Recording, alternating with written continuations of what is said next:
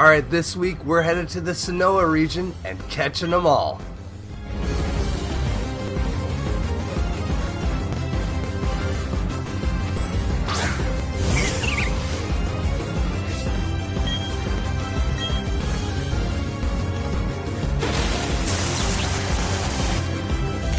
Alright, so I got to sink my teeth into Pokémon Shining Pearl, a game that I actually never played in the past. So to finally see it remastered on the Nintendo Switch, well, it's been a pretty solid time. The game starts off very standard to all of the Pokemon games up to date.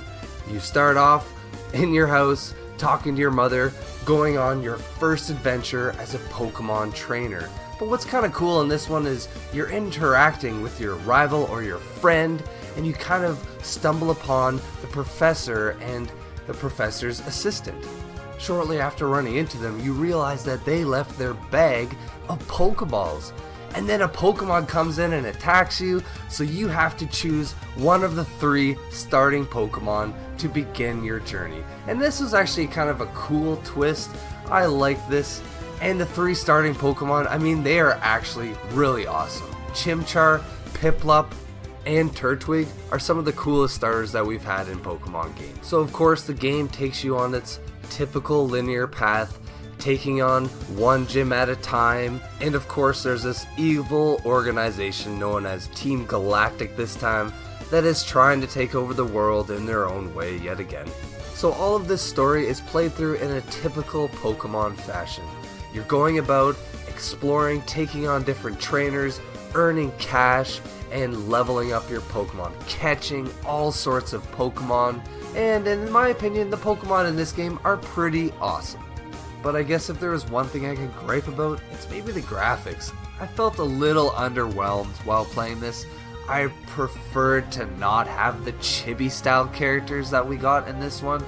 Pokemon Sword and Shield definitely looked better than Shining Pearl or Bright Diamond. But one thing they've added in this game is the underground area, and in my opinion, this was definitely a highlight for Shining Pearl.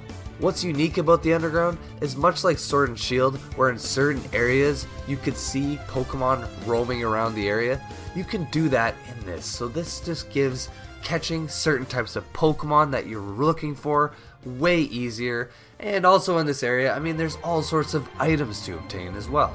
Some new features that are in this game as well is the Pokedex. Instead of having to catch the Pokemon, you can actually just battle it one time, and then you have the data saved in your Pokedex. So if you are a completionist, you don't necessarily need to catch all of the Pokemon to fill out your Pokedex. And another new feature is how they treat HMs and TMs.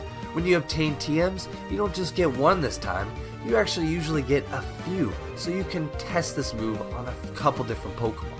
And the way HMs work this time are much more efficient. You don't have to teach your Pokemon cut or strength. Instead, these moves are actually a part of your Poketech, and you can just use these abilities as you learn them throughout the story.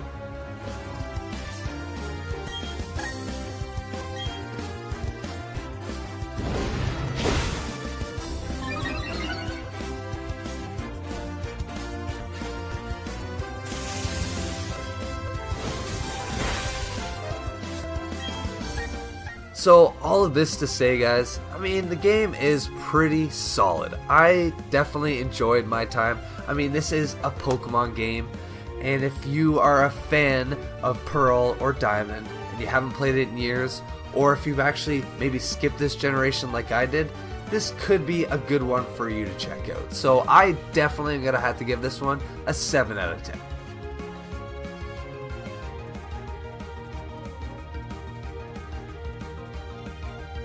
Battling, leveling, and grinding Pokemon feels just like it should with this remaster.